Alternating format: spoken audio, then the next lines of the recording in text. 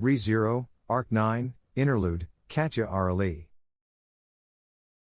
The defeat of the witch, Sphinx, at the imperial capital of Lupagana spelled the ultimate downfall of the Great Disaster. The large-scale implementation of forbidden arts devised by the witch was interrupted, and the dead who had been brought back to life by that twisted magic were all forced to remain in the land with a limited lifespan. Those who had been resurrected against their will and forced to submit to the witch's plans took the opportunity to turn themselves to dust and return to the whereabouts of the soul, but naturally, there were many who did not choose to do so. Even if they had lost their lives and become undead, they were still people of the Empire who knew the law of iron and blood. Even if they had been revived through means beyond reason, as long as they could once again wield their swords, there were many determined to uphold their will, regardless of whether they had life or not. Indeed, the same fighting spirit was present among the forces surrounding the fortified city. However, in reality, the battle surrounding the fortified city of Gartla was settled almost simultaneously with the conclusion of the Great Disaster, and the undead who had narrowly escaped being destroyed were forced to scatter and flee. Just why had the hosts of undead abandoned the fight and chosen to flee?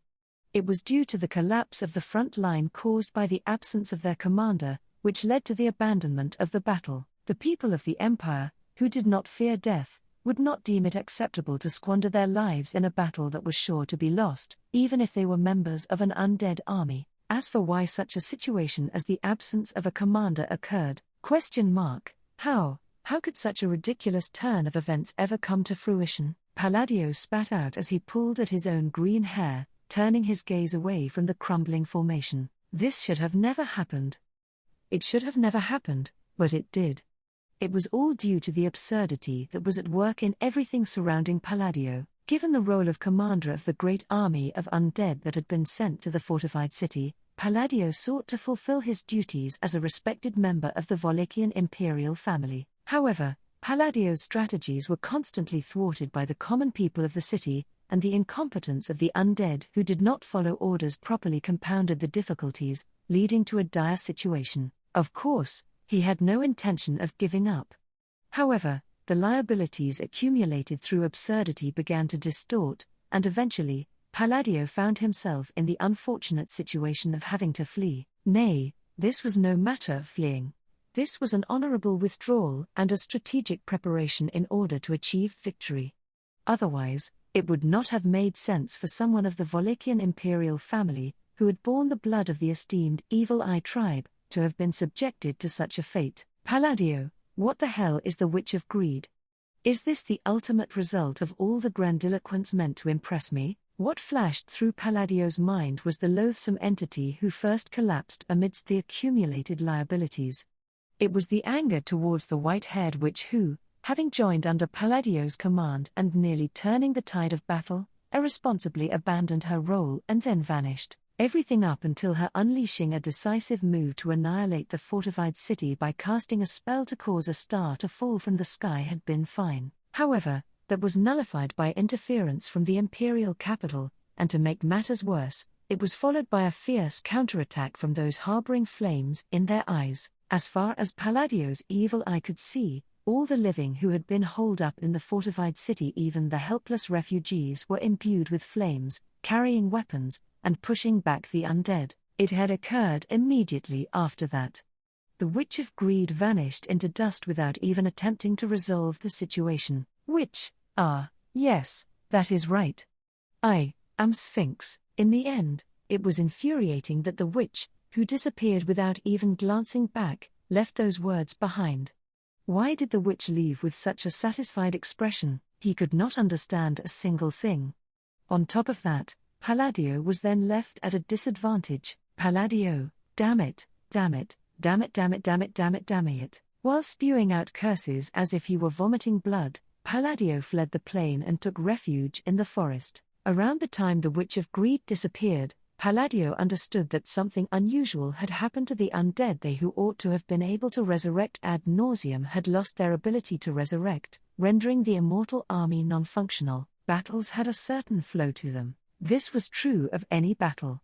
Even more so for a major war that would determine the future of the empire. Therefore, Palladio, sensing the change in the flow of the battle, immediately abandoned his position, taking only a few attendants with him in order to withdraw from the battlefield and make the best decision to prepare for a second attack. Therefore, this was not an escape, it was a strategic preparation in order to secure victory. Paladio, today, you can go ahead and think you've won.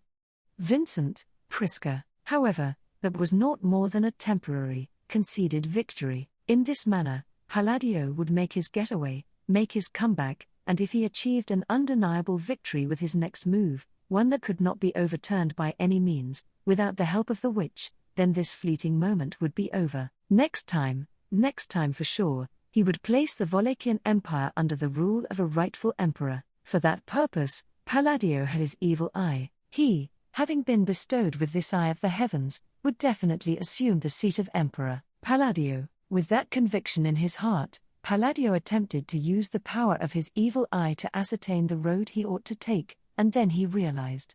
Before he could notice, not even a single member of the entourage that ought to have been accompanying him could be found. Paladio, what?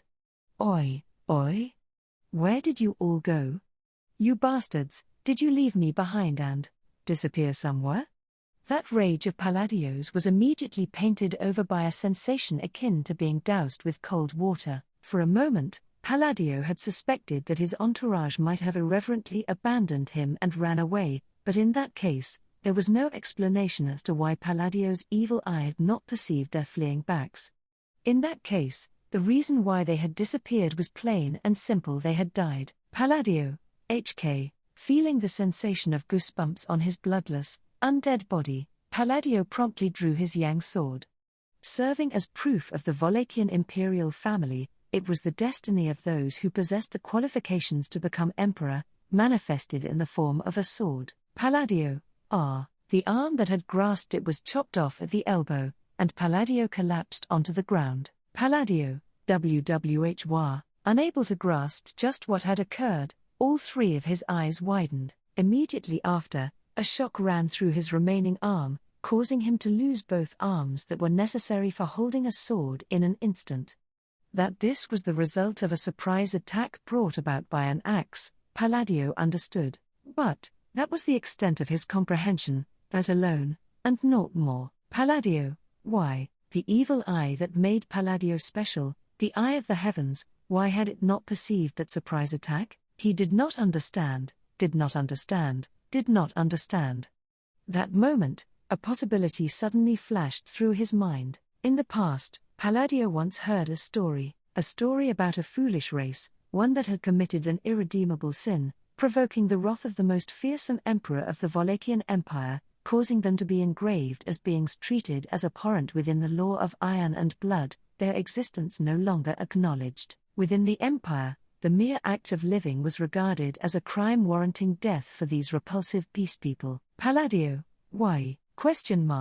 I won't wait. That cold, ruthless impact removed Palladio Manesque from the stage for the rest of eternity. That was the decisive blow that caused the hosts of undead surrounding the fortified city to lose their commander, beckoning the collapse of the war front that resulted in the complete and utter defeat of the great disaster, hidden on the underside of history, making the wheels of her wheelchair creak. Katya was overwhelmed by the vastness of the room she had been allotted. Katya, Nisan did say that because he became a special general, even I, as his relative, would receive special treatment, but this is just too much. Looking around the spacious room, Katya's shoulders slumped at the thought of what was to come. She had heard that, due to the effects of the great disaster and whatnot, it would take a long time for the imperial capital, where she had originally resided, to be restored, so, for the time being, the refugees from the imperial capital were required to disperse and reside within the fortified city and the surrounding towns and villages. Among them, being treated much better than the others, was Katya, her own brother being Jamal, who had, through various coincidences, gained a position at the side of the emperor, Vincent. However, Katya was not of a disposition that sought a luxurious lifestyle, and although all sorts of luxuries had been prepared for her, she was nothing more than a girl with weak legs and poor sociability, and thus did not possess the confidence to fully revel in them. That was why she altogether relinquished most of these privileges. Katya, that lot who keep creeping closer bit by bit are really annoying. To sum it up, The Aurélie family was more or less on the fringes of the imperial nobility, and Katya did hold the position of being the daughter of an aristocrat. Their household employed servants, and she was not reluctant towards being cared for by them. However, unlike before when they were just a declining noble family, Jamal's current position was quite different. Perhaps, because of this, many were trying to curry favor with Katya in order to get into Jamal's good graces, because she did not care in the slightest about such trivial assumptions or external factors. The sense of distance between her and Rem was indeed quite comfortable for Katya. Katya, well, there's no point in talking about a girl who's no longer here. For Katya, who was aware of her own difficult and troublesome personality, Rem, who was surprisingly sharp-tongued and unhesitant to plainly state what people did not want spoken, was a good match. To put it bluntly, she was Katya's first friend. Even so, Rem, along with the man and elder sister who had come to retrieve her, had ended up having to return to the kingdom of Lagunica. As the day of their parting drew near, unable to bear the sight of her looking so lonely, she had ended up promising to exchange letters with her, but she had not the slightest inkling of what to write in a letter. Katya, but, even so, my days don't have any prospects of changing for the better. Only recently had there been turbulence, but otherwise, Katya's day-to-day was fundamentally flat and monotonous, with nothing special taking place, just time that felt like a slow crawl towards death. Even if she were to write a letter to Rem in such a situation, she felt like she would not be able to write anything worthwhile. Then, before she could pen down something appropriate, their affection would deplete, the frequency of the letters would diminish, and sooner or later they would completely stop. Such a pessimistic future, this picture was vividly emergent within Katya's mind. Katya, I can't take it anymore. Really, I just want to die already. As soon as she was by herself, being tormented by an overwhelming feeling of loneliness, Katya's mood continued to sink. By nature, Katya was pessimistic about everything, and had a strong tendency to blame herself. Only, she had had someone by her side to hold her back from dwelling upon such things. Until yesterday, that was Rem, and before that, Katya, idiot.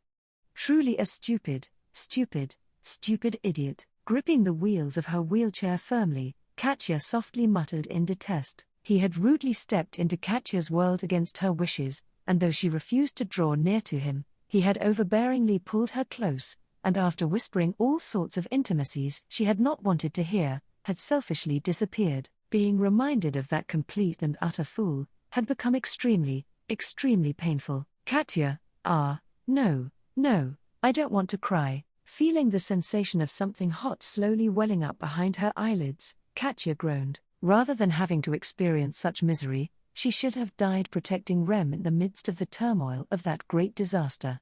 If that had happened, although Rem would surely have called her an idiot, she would have remained as a thorn deep within her heart, kept unforgotten. She would have also averted being disliked even more through clumsily written letters. Dead people were unfair.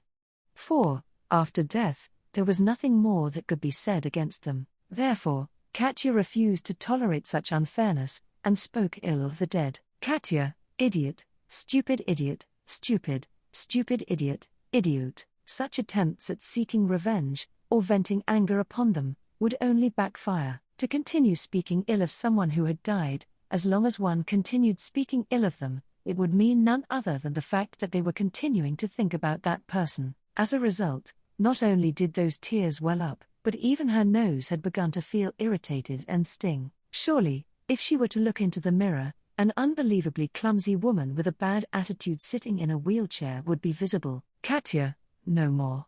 I don't want to see anyone. Blurting that out, Katya spun her wheelchair around and steered it towards the bed. Although it might have been bad manners, she wanted to collapse onto the bed without undoing the braids in her hair, or changing her clothes, and just lie there until she starved to death. Of course, she was not capable of starving to death. After all, once hungry she would surely give up on starvation, and eat something while sniffing her runny nose the same as ever. Even so, being in this kind of mood, the idea of wanting to sob while thinking about someone, Katya, who is it? Just as she was about to move her wheelchair towards the bed, there was a knock at the door from outside. Although she felt like it was bad timing, she was hesitant to ignore it and head for the bed.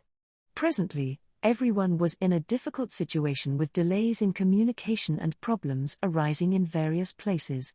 Katya throwing a trivial tantrum here might have prevented someone from getting something done on time. Manifesting the earnestness that was at her core, Katya headed toward the door. For a moment, she was unsure of what ought to be done, knowing that she must have had a terrible look on her face, but it was truly for just a moment. Not caring about what anyone might think, Katya reached for the door, and then, Katya, yes, who is it? Having said this, Katya slowly opened the door, and, Katya, from her slender throat, a weak, raspy breath escaped. ? Thank you for your hard work, Escort General Jamal. Jamal, yeah, you too. The Imperial soldier gave way with a firm salute, and Jamal's mouth twisted into a smile as he returned the gesture. The title of Escort General that he had been addressed by referred to a special rank of general specifically created for Jamal, who had been recognized for his contributions fighting by the side of Emperor Vincent during the recent Great Battle. The role was a prestigious one, serving as Vincent's personal bodyguard.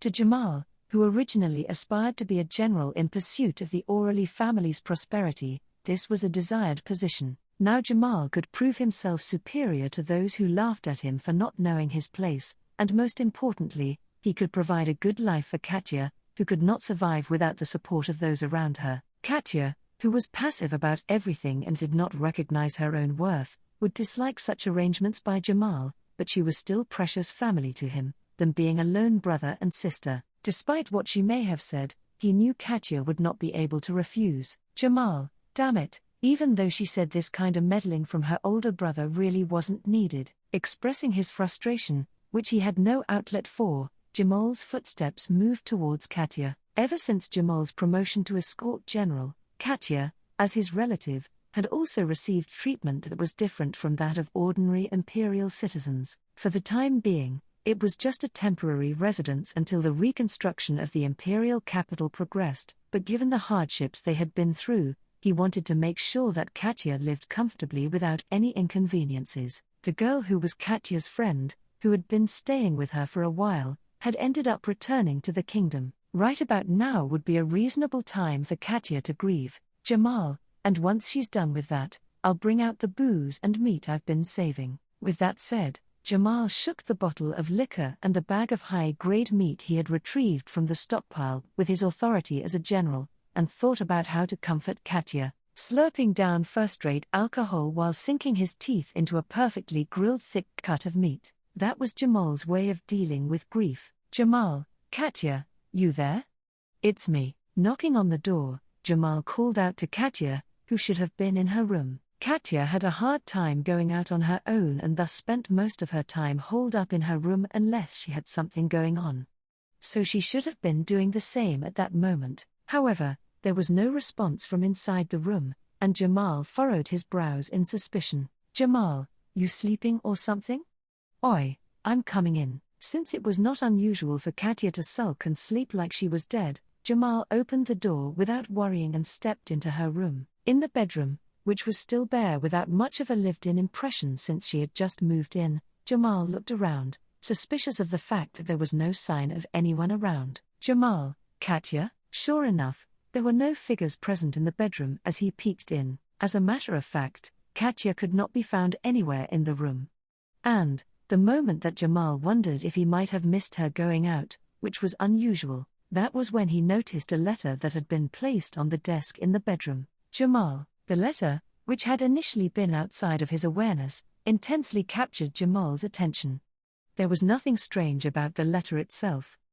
What was peculiar was what had been placed next to it. Present there, still vivid in Jamal's memories, was a bandana worn by a certain man. Jamal, HK. He eagerly reached for the letter, tore open the seal messily, and glanced over the contents. Written there was the fine handwriting of the weak Katya, accompanied by a strong, contrasting handwriting. It was a marriage registration. Jamal, that fucking bastard. The moment Jamal realized the intent of the marriage registration, such a curse escaped from his mouth. Contrary to his harsh words, he could not hide the relief and joy he felt, as well as the complicated feelings of a brother who had his cherished younger sister taken away by an odious friend. Jamal, Ha ha ha, ha ha ha ha ha. To top it all off, Jamal put his palm to his face and started laughing hysterically in front of the letter.